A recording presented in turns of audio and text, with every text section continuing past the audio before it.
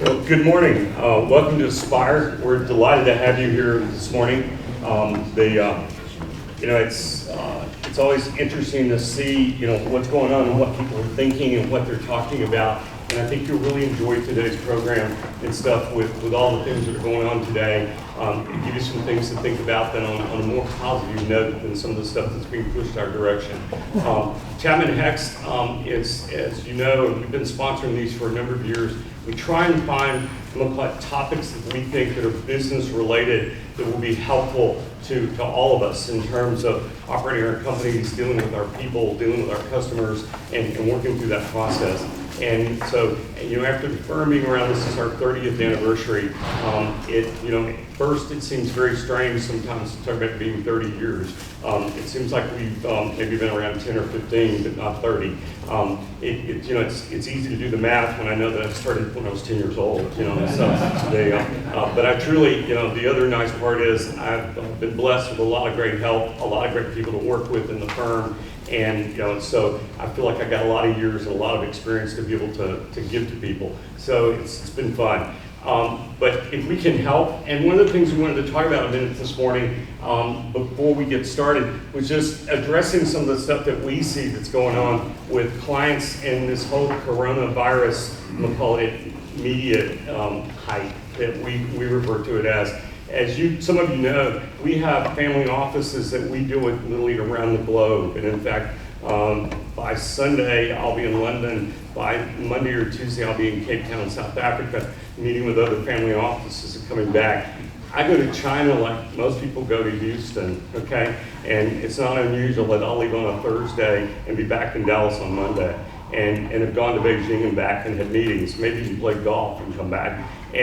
And what we see is that all those different cultures and things that are going on in the United States, people don't have, I'm gonna call it apples and apples, in terms of how things are done. What we do see coming out of China now is that with the lack of production and stuff over there, we're beginning to understand how much we're tied in the world global economy to production and things that we need, whether it's medicines, toilet paper, telecom services, whatever it might be, that there's a lot of connectivity there that goes on a worldwide economy.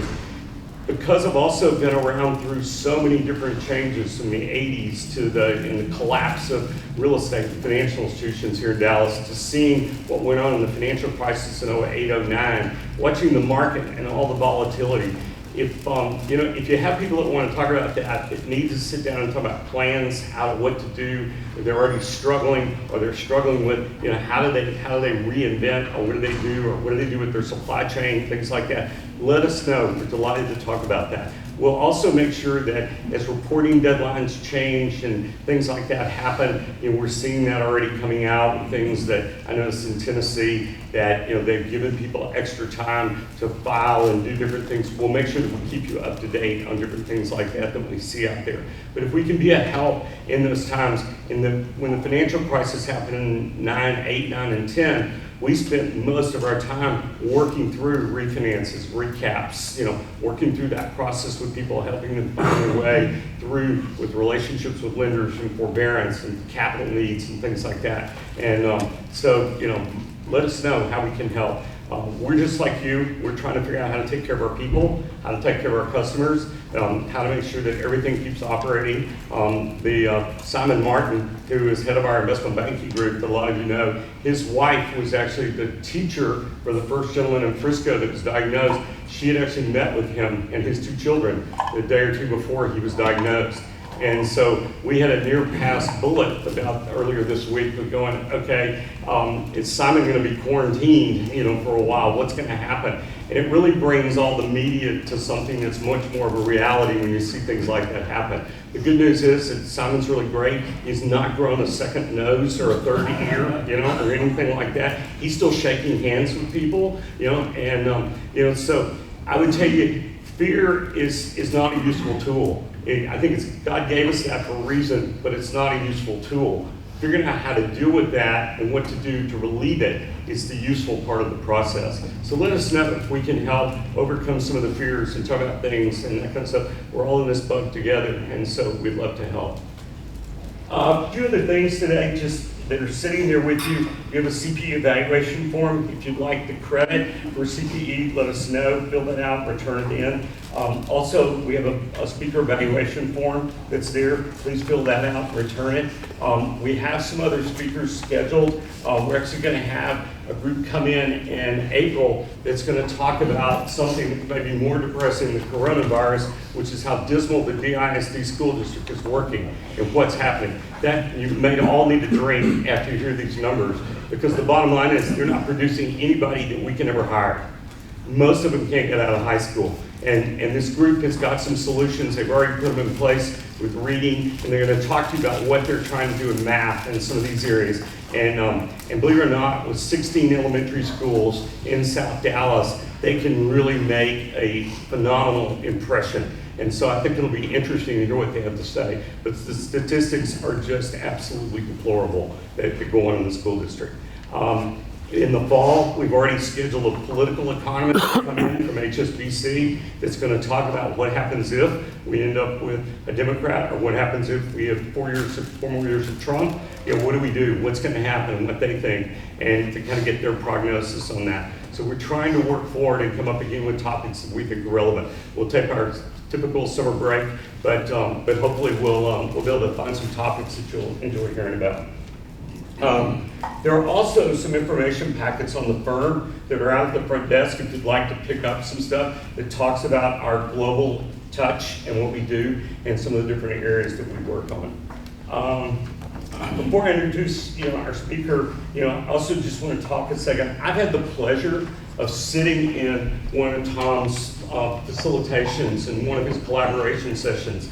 I was so delighted when he agreed to speak because it was really something that was very thought-provoking and did an outstanding job of actually bringing a whole board group together. And I mean, we had deal guys and accountants and and private equity guys and a whole different group of people when he was talking to. And he's able to bring that kind of collaboration. So I think you're going to really enjoy what he's speaking on today.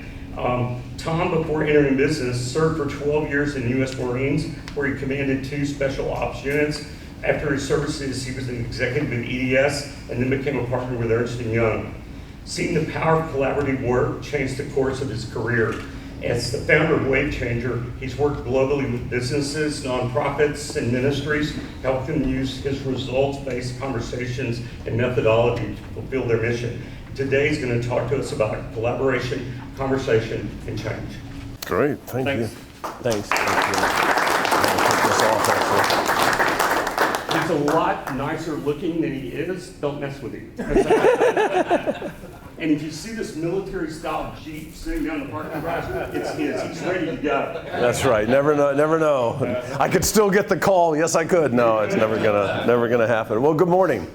I appreciate you all actually physically showing up in one room. The bravery is just amazing with this group. So I heard somebody say we don't have a pandemic. We have an infodemic. Right? It's just the spin or the buzz out there that precedes. I mean, I think this is the first one of these. When SARS happened, and I was working in Toronto at the time, and that was a hot spot of it, but when SARS happened, we didn't have all the social media. So I think that impact is really something as a society is going to be interesting to deal with. And I'll touch on that when I start talking about conversations. Just quickly, kind of an overview. Wave Changer is an organization I started to help organizations work more collaboratively together. There's an old African proverb that says something like, if you want to go fast, go alone. If you want to go far, go together. And I thought, boy, that sounds really, smart. But then I started thinking, well, what if you can go fast together? What if you can actually get everybody aligned? And a lot of times a leader will see making decisions, being agile and being able to move quickly as an opposite of engaging all my people and making sure everybody's coming along with me and doing what they need to do. And I think there are actually ways to do some of that together for a real competitive advantage. I work a lot with organizations across silos or partnerships that are trying to form, those kind of things where you have multiple entities that if you can really harness the power, it's going to do a lot more than any of the individual pieces can. So that's kind of what I work on. The idea of wave change comes from the idea of if you create a tsunami of change in an organization, you typically just wipe out everything. right? If you create just a ripple, people ignore it till it goes away. So what I think you need to do is create just the right wave that will push an organization where it needs to go. And I'll talk about that some as we go. In front of all of you, you have a little thing I created a couple of months ago called the Model Book. And it's really got about, 30 or so models that I've used over the last 20 years. Some are pretty self-explanatory, some you need me to unlock the code for, but this is certainly, it's a gift to you. You can take notes in it if you want. I'm gonna refer today, I'm just gonna work on the whiteboard and speak to some of the models that are in the book. One of the things I say, I use this when I do a workshop, a Faster Together workshop, or when I'm designing facilitations for a company. It all comes out of these models and how you apply them and what you do. So hopefully this will give you a bit of a guide today as we work through it. The idea of collaboration, I'm going to walk through collaboration, change, and conversations. And I think all three of these things are really closely linked. And I'll talk about how that plays out. The conversation piece, to jump to the end for just a minute, kind of comes along with the whole SARS thing on how we say things, what we hear in the public space. In fact, there's an article on my LinkedIn profile today that's going to drop that's about what I think is the most dangerous or the greatest impact of productivity that we face today. And I believe it's our lack of ability to have conversations, productive conversations. And I'll talk about that when we get to it. But I want to start with collaboration to begin with. And the model I want to start with is on page 22 in that little book. If you want to refer to it, I'll draw it up here. I was doing some work in Europe where I was first introduced to this Cynefin framework. And what he says, David Snowden's the guy who developed this, what he said was there are 4 different kinds of problems in the world today. The first one, he says, is really this sort of chaotic problem where it's like, I know what the problem is, but I don't know what the solution, I know what the problem is. It almost doesn't matter what the solution is. I've got to do something quickly, right? Like if the building's on fire, we don't need to debate what the best exit would be. We just need to get out of the building. Okay, so there's some of those, and most times a strong leader or a strong leadership culture can get you through that. The second kind is what he calls a simple problem. A simple problem says, I know what the problem is. I know what the solution is. So now really it's just about finding best practice. Oh, I know that the answer to my problem is to implement this kind of system or to create this kind of structure. Therefore, I just need to research which is the best one and choose the one I want to do. The third kind is what he calls a complicated problem, where you know the problem, you know the solution, but it's a more, you've never done it before. There are a lot of pieces to it to get it done. It's complicated, all right? This is where, as an Ernst & Young consultant, or if any of you that are consultants, this is where advisory roles play such an important part. Because maybe you've done this, you know that's the answer, but you've never done it before. You're trying to raise capital, you're trying to create some synergies between different groups. You need some help because it's complicated, okay? The last one is what he calls a complex problem. And the reason I want to focus on that is I think more and more today in this interconnected world and the way we're working, complex problems are the most prevalent kind that organizations face. And in a complex problem, the difficulty is I'm not sure what the problem is. Our sales are off, but I can't quite say why. Our people are not, we're not hitting our productivity markers like we should, but I don't know what, you have a sense of it. You can see it maybe in different numbers you're evaluating, but you can't put your finger on it. It's too complex to say, wait a minute, it's just this one thing, right? It's not that we have a bad client or we need to fix this. It's more subtle than that. And what he says is the only way you can fix this problem is to basically get the people in the room that deal with it, identify patterns that will show you what the problem is. Then once you have the problem identified, now you can talk about finding a solution. Does that make sense? That no one part of the business, no one person can tell you specifically what the problem is. It takes a group to come together and really allow through pattern recognition an emergence to see what the real problem is. I did a workshop last week with a national organization, this Faster Together workshop, and as we were applying the process to how they work with teams, there were about 6 teams, at least 4 of them, when they started just in almost like a little practice using the process time, over about 20 minutes, they had a problem they were bringing to the team. I think 3 of the 6 realized halfway through that wasn't the real problem. Right? So if they'd spent all their time, if they'd run into it, just done a normal way of working, spouted out ways to fix it and run off and done it, they would have spent a lot of time fixing something that wasn't the real issue. And it takes a while sometimes to understand, especially in a large organization, what that issue is. What's the real problem we're trying to solve? And I think, my personal opinion, the only way you can do that is you get the people in the room that are dealing with it. I believe that almost all the time the answer is actually in the room. We just don't have ways to let that answer come out. We don't know how to ask people. We don't know how to give someone who is not in the role or not seen in the job, give them voice for an idea that might be a real innovation or a real key to unlocking these things. All right?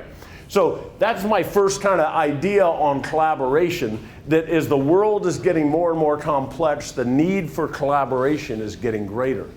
And collaboration is a word that gets thrown around a lot. I define collaboration as the ability to do more together than any entity can by itself. So, right, it's not just coordination. It's not like you do your thing, I'll do my thing, we make sure we don't mess each other up. It's not like cooperation where you say, okay, you do your thing, I'll help you. It really is, let's figure out how to put our things together so that when we work together, we can actually do more. Okay? If somebody says they're really collaborating, they say, oh, we're very collaborative on how we work. My first question is usually, well, how much have you had to change in order to be collaborative? Because by definition, if you haven't had to change, you're always doing what you've always done, and so is the other group, so you can only be at best adding capabilities together. Does that make sense? And so if you're going to have to change your organization to actually achieve more, you've got to be pretty sure there's a more there.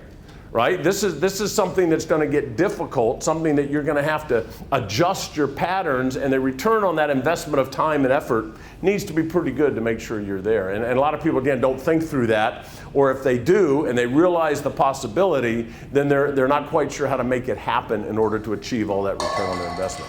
All right? So the second model I want to talk about is on page 28.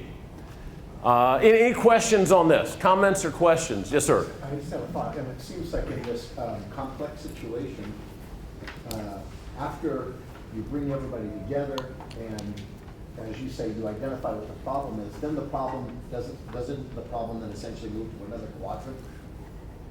Yes. So that's exactly right. So if you've identified it, and in fact, okay, now that we know what it is, it may move to another, oh, this was not as big a deal as we thought. Now that we know what the actual issue is, we can find a best practice and fix it. Or we can get an advisor to help us and work our way through it. That's right. So it does kind of shift like that once, in fact, you've identified it.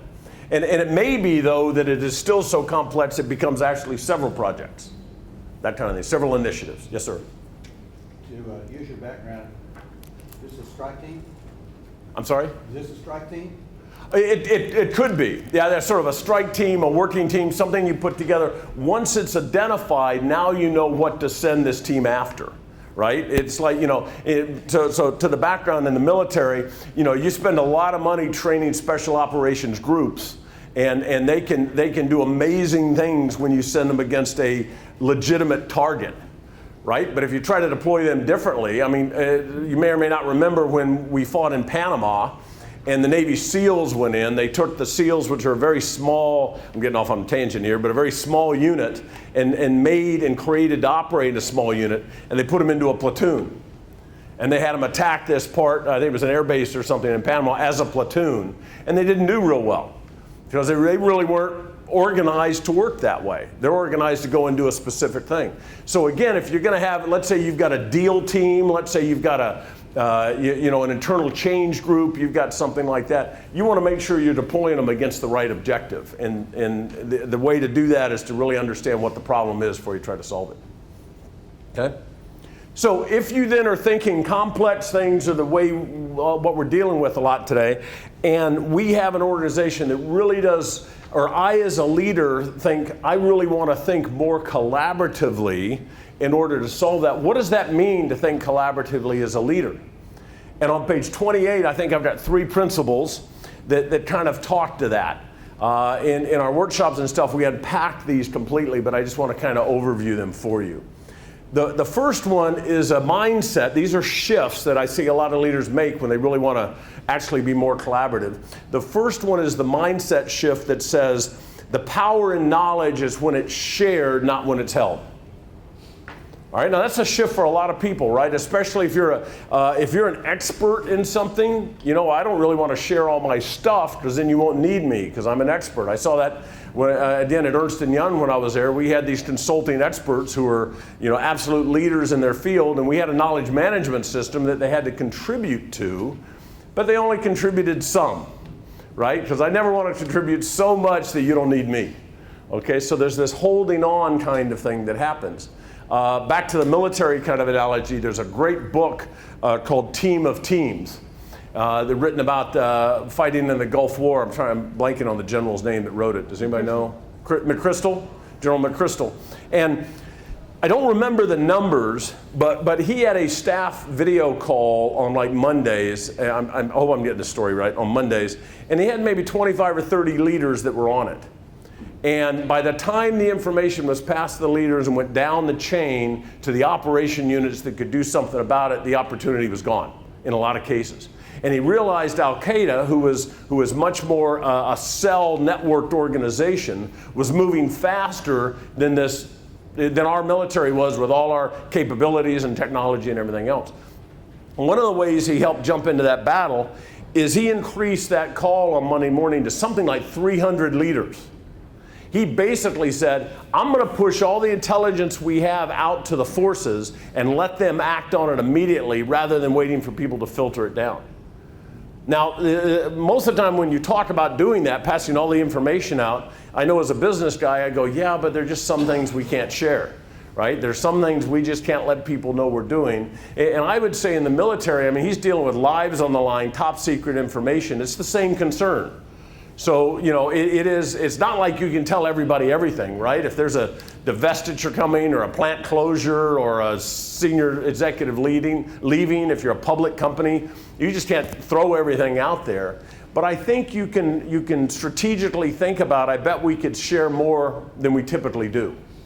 And if you did that, would it allow your organization to respond faster than it does today? To be more agile, to move and do things, to make decisions without having to get approval and all those kinds of things. When you talk about sharing knowledge, I'll tell you what it doesn't mean. What it doesn't mean is copy everybody on every email, right? I mean, that's like the worst thing you can do, you know, because it's like, why am I even reading this? I get enough of these already.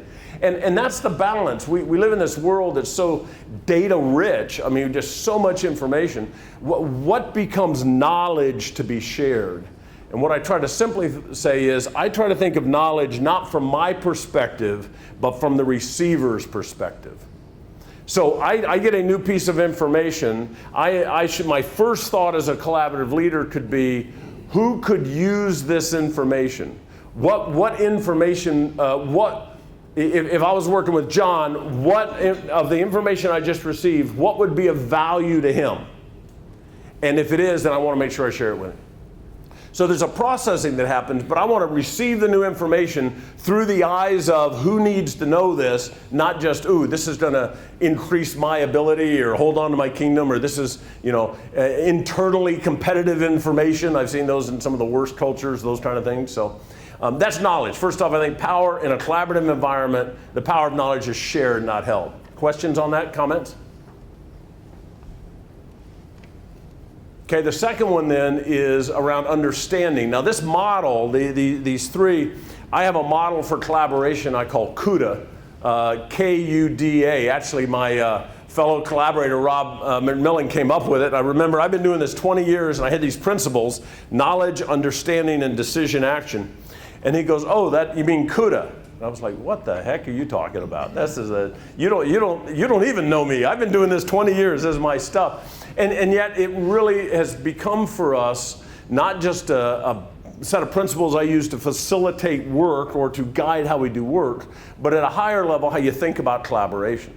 So again, these 3 principles come right out of CUDA. Knowledge, it's powerful when it's shared. The second one is understanding, and the shift in mindset around understanding is that understanding, I believe, is about ownership, not about clarity. Okay, if you say, hey, listen, I need you to go take care of this and make sure this is ready to go and we're all set for tomorrow, do you understand? What you don't mean is for that person to go, yes, you told me to do these 3 things, and I have those 3 things memorized, and I know what those 3 things are, right? What you expect when you say they understand is they understand, they own what you're asking them to do. That they're going to be able to go out there and say, oh, wait a minute, this isn't quite like he told me. I think we should do this. I think that should be done, because I understand the intent. I own the ability to go do this. The thing is, there's a difference between getting somebody to own something and getting somebody to just understand it, right? I worked with a company several years ago, and the CEO wanted to make sure that everybody in his plants and everything around understood the values, right? He got real value driven all of a sudden. He wanted to make sure everybody knew the values of the company. So he'd fly around, he'd go into any meeting, or he'd stop somebody in the plant and he'd go, you tell me what the 6 values are of our company? Well, the word got out pretty quick, right? If he's visiting, you better have those values memorized, okay? So shortly he would go out and he'd visit, and sure enough, everybody could recite the values. So then he started asking, so what are you doing to live those out every day? I didn't know I had to answer that question. You know, they just told me you'd ask, right? That's the difference in owning something. You know, it's one thing, and if you think about, Greg was talking about school system, you think about even some of the best school systems today, they train people to answer the questions on the test, right? Not to understand what the impact of the application of those answers might be or could be as we move forward. And so there's a mindset of doing that, and it's very easy to think that just because somebody can repeat back to you what you said, that they actually own it and will go take action on it. This is going to lead us, after we talk a little about change, it's going to lead us into the last one, conversation again. If you want people to own things, you have to have time for dialogue, not just broadcast. Right? It's like doing a town hall at a company. My suggestion is a town hall is probably one of the largest wastes of time I've seen. Okay? If they're done the way I've seen them, which is the CEO stands in the front. He's got, let's say, several hundred employees in front of him. He gives he's got 30, 45 minutes to talk to him. He gives a canned speech for 30 minutes. And he says, okay, I'm going to open it up to you guys. What questions do you have? And you have the planted individuals, right, who stand up and go, I wanted to know if the impact of this change would drive our share price in the company. It's pretending like you're collaborating. It's pretending like you're having a dialogue, right? And I think it's good for passing information, but don't assume because you passed information that these people now own it and they're going to change behaviors or do anything like that. Matter of fact, if I give you information, just like I'm talking now, you guys are hearing all of this, you may, if it's worth thinking about, when you get in the car driving home with somebody, you'll go, oh, wait a minute, if he said this, I wonder if that's true. Now that I've thought about it for a while, I think I'd ask a different question that I didn't even know to ask that right now. It takes iteration of work. It takes some time for conversation. I typically say if you were doing an hour-long meeting using CUDA, I'd do 10% presentation, 35% developing understanding and dialogue, and then maybe 10 or 15% actually planning the actions and things you were going to take, making decisions. And the reason the last part's so small is because you spent all the time clarifying things. You've got the real problem. People really understand it. The decisions that need to be made become clearer than the typical meeting that's 30 or 40 minutes of presentation, and then a little bit of Q&A, and then it's like, okay, let's make a decision. And the decision usually ends up, let's meet again next week and have the same meeting over and over again. So again, the understanding piece is what's important. I think that really comes through dialogue, through conversation. The last one is about decision making. And the question there, or the comment there is, how you make a decision is as important as the decision you make. Right? Different things, different issues, different contexts require different types of decisions to be made. So in one decision, I may say, look, here's some options. You guys pick the ones you want to do, and if you don't pick them, we're not doing them. Okay, I've seen that's the most open, it's kind of vote with your feet kind of idea. It's the most open decision making. It's the democratic way of doing things, right? I mean, theoretically anyway, we get candidates that we get to vote for, and whoever gets the most votes win. Okay, I've seen organizations where you come up with an initiative. You've got, let's say, several different things that need to be done to make this initiative work or could be done.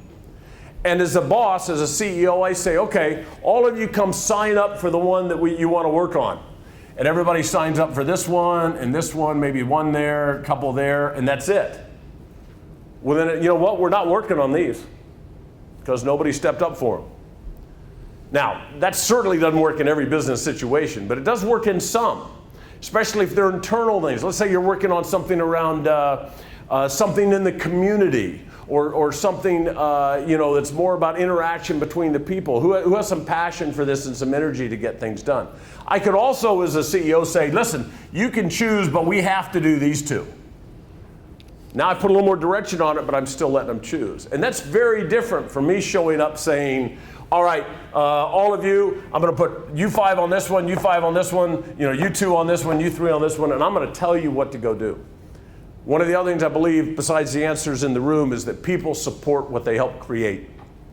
And if you can give them the opportunity to have a voice in what they're doing, again, they're going to own it a lot more. So just one more time on the military kind of thing. It used to be we gave orders, and this is in the book, but and the way the military gave orders is they said, here's the objective, here's what you have to work on, or to use to attack it. I want you there by noon. I'm going to set these phase lines to control how you do. What I want you to do at 10 o'clock is I want you to move these forces here and here. At 10:30, I want these guys to go here. At 11 o'clock, I want everybody online here. It's very command and control oriented. And then I want them to attack, let's say, at 11:30. So you're controlling things, you have phase lines, there's a lot of need for communication, a lot of need to hear what's really happening. Really cumbersome in today's combat environment. So today what they do is they give something called mission type orders, where they say exactly the same thing. Here's your objective, here are your boundaries, here's what you have. I need you here by noon. So we've told them what they have, we told them what their scope is, we told them how much resource they have, and then we say, you go figure out how. I don't care how you do it within those boundaries. Well, so think on a business, a business thing. Let's say they want to move into a new market, right? Okay, well, what's the market we're going after? What's the objective? Within 6 months, we want to have $1 million worth of sales in this market. Well, what do I have to do that? Well, you have a little bit more money in advertising. I'm going to give you one extra sales guy from the other region. Other than that, it's you and your team, go figure it out. It's a pretty clear set of guidance. I know what I'm doing. I know what needs to be done. I know what I got to do it. I can now apply all of my capability, the way I think about things to get things done. So, the scale again from I'm going to tell you what to do to I'm going to let everybody vote with their feet. Different decisions at different times. The key to this is, do the people that are being impacted by the decision know what kind of decision you're making? Right? I know a guy, he had a young intern working for him, young millennial. He said, hey, listen, I think you should check out these other internship things while you're here. And the young guy said, yeah, great. 2 weeks later, he came back and the boss said, so, what did you find out about those internships? He said, oh, I didn't look at them. Well, why not? He goes, well, you just suggested it, and I decided I didn't want to follow that suggestion. Okay? He was thinking it was this kind of decision, right? The boss was like, no, you should check these out now. I mean, it's just, and you take that a lot of times, people are unsure. Are you telling me I have to do this? Are you telling me this is an option? Do you want me to look at other things? Just the clarity of a collaborative leader is able to say, in this case, do what I say. In this case, figure out what's best. In this case, sky's the limit. What do you want to do? So those are kind of principles around collaboration, I think, for a collaborative leader. Questions on that? The A is answer. CUDA, the A is action. Thank you. Decision, action. So thanks for bringing that up. So the reason it's decision and action together is, I would say, if you don't have actions, you didn't really make a decision. You know, I mean, I will decide to lose weight, right, until I'm done talking, and then those sandwiches look really good out there. You know, and so I didn't really make a decision, right, because my actions say, no, I'm still doing what I've always done. So I think those have got to be linked together. Okay. You know, that kind of talks about, let me talk about change for a minute. And I already, go to page 12. Kind of conscious on the time here. We'll just do this one. I was going to do a couple. We'll just do page 12. There's this sigmoid curve on 12. And what the curve says is, every organization, even us as individuals, you know, when we're learning something new, there's a dip in productivity. We got to figure it out. We're trying to get things up and running. We're trying to do all that. Then we start cranking. And everything we know, every business, every offering has a life cycle. It's going to eventually start to decline. So the question is, when do you begin looking at new opportunities, new ways of doing things, new curves of possibility for your organization? If you wait until you're here, and you're already kind of over the depending on how far you are in this range, what happens if you wait till there is everybody really wants to change? Right? The impetus for it is really important. We know we need to change. We've got to do something. The problem is, because you're here, you don't have any time, you don't have any resource, you're struggling just to stay in business. So you're trying to do additional work to change at the same time you're just trying to survive. And so everybody knows change, they're willing to change, but the environment of change is really horrible.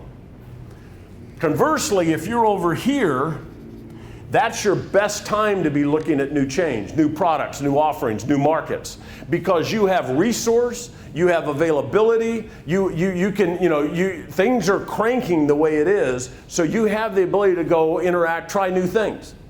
The problem is the entire system screams, don't mess with me, we're cranking, right? You don't want to mess this up. We're making more money than we ever have. This is really going. Why do we want to try something new? You know, this is working good for us. Everybody's happy. The system says, leave me alone and let me produce, but that's exactly the best time the system could afford to look at new things. All right? So that's kind of an idea around change. If you think clients you work with, or maybe a company you're part of, or when a client engages you in some conversation, it might help you to know where are they on this curve if they're trying to do something new, right? If they're looking to create a partnership with someone and they're over here, their ability to negotiate a partnership is going to be a whole lot more difficult than if they were here, right? You've got leverage here, you've got possibility. You don't need them as much as you do if you're here. And you've probably, if you worked with different clients, you probably had clients that waited too long, and now it's like, we have got to have this deal. You know, this is our Hail Mary pass. If we don't get this one, you know, we're going off the curve. Everybody wants that one. We'll negotiate ourselves a way to get it. Probably not the best thing for the company. Whereas if you'd been here where you were like, yeah, we can look at this option, maybe we can look at that one, we can see if this partnership's really going to work, it's a much better place. But again, that organization may not, you know, isn't really looking for that. The other questions on this? Any comments, questions?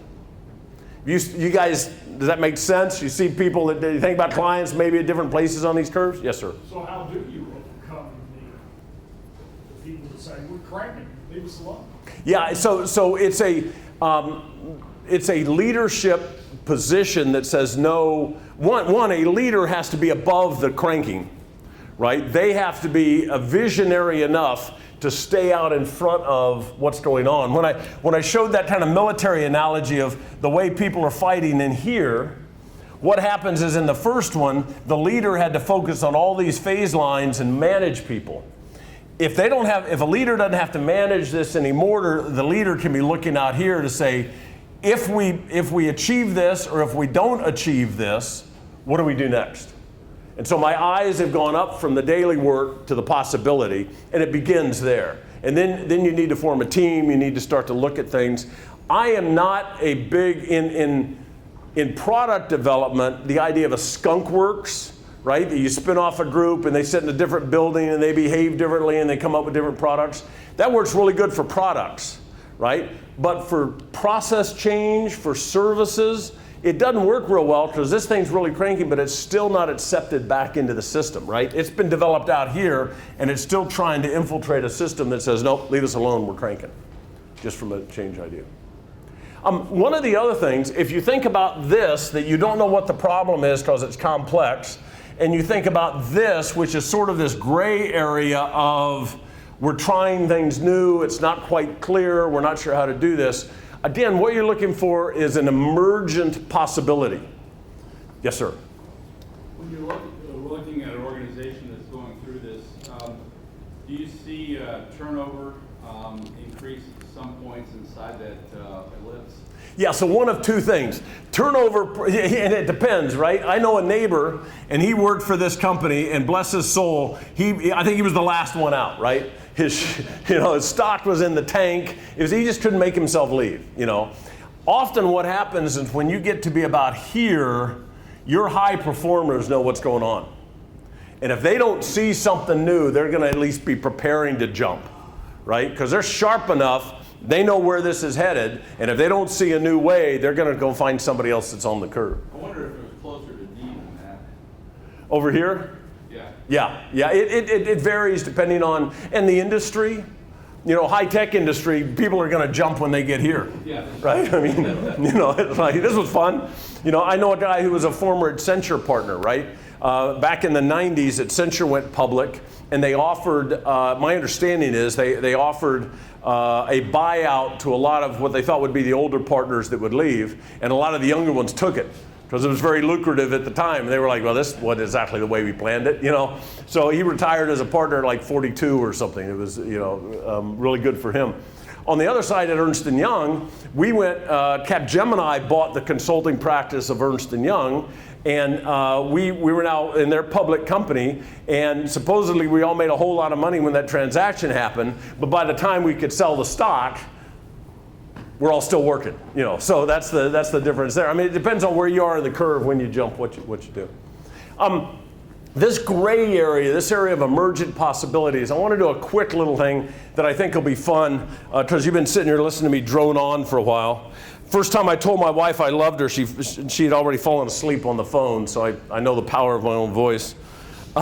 Here's what I'd like you to do. In your book, everybody has a piece of string. All right, these may be a little. They already have loops in them, but I don't know. See if you can pull on it. This one's stuck. Yeah. See. Yeah. What I'd like you to do. Wasn't tight as a slip. Yeah. They shouldn't be tight. What they need to be is 2 loops big enough to get over your wrist like that. Can you do that?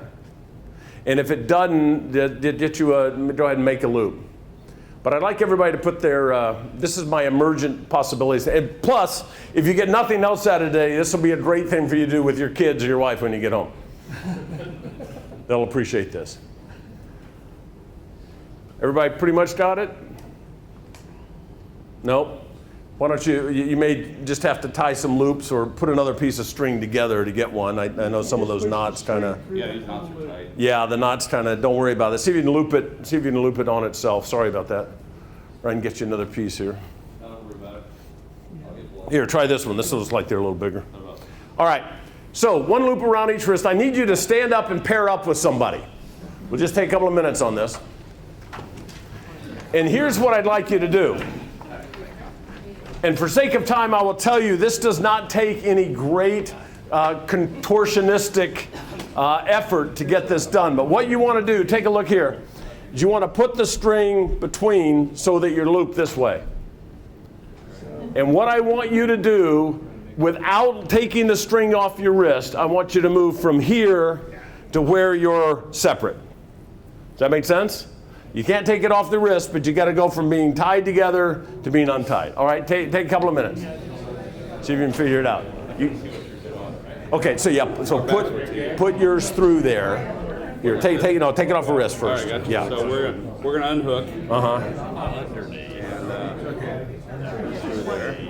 Yep, and stick it under. There you go. Now you need to go from there to being unhooked without taking it off your wrist, but don't pull it down tight. Leave it loose on your wrist if you can. That's a hint, because it. But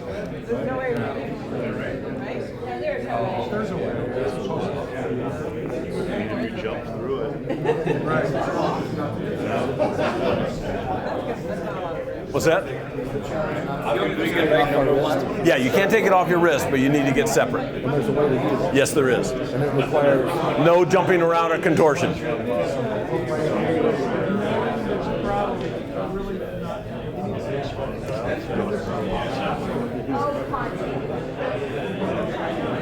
got a feeling that he can say that.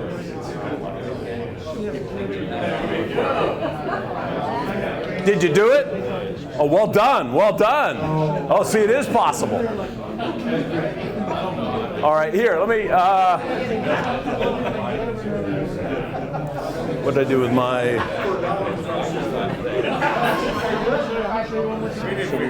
Didn't figure it out. It is doable. So, Great job. Yeah, look. all right, let me show you how to do it. Here, stand up here and we'll face them and here, come on, can you come around front for a minute? Let me show you. You start like this. Yeah, you have to start like this. You see, we had this crazy speaker. He put us all in the room, tied us up. Yeah, this was not what I'd expected. Okay, so here's the idea on this: is take a look at the loop, put the string through the loop, stick your hand through there. Yep, all the way through. There you go, and voila. You can try it once if you want. So, all right. Yeah, so I don't know. I just thought it was a cool exercise. No, sit down. You're like you're the So, at the back of the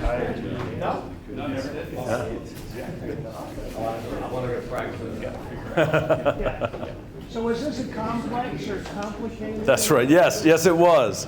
So here's the idea on that is this idea of things that emerge, or this idea of what's the problem you're trying to solve. The way out was right there the whole time, right? It just didn't occur to you to look at this part of the problem. You're looking at this part, you know. And so those kind of things, it only sort of emerges.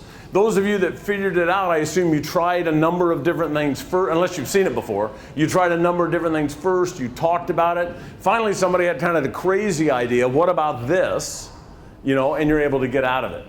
And a lot of times, solving complex problems, trying to figure out what's the best change to move forward, it takes that kind of trial and error. Another reason it's better to do it here. You have the ability to spend some resource and maybe not get it exactly right the first time and rework things. Just like conversations need to be iterative, working through change needs to be iterative as well. And iterative is the idea that says, for example, and this is in the book, Rod, do you know what page find the iterative model? It's toward the back, I think.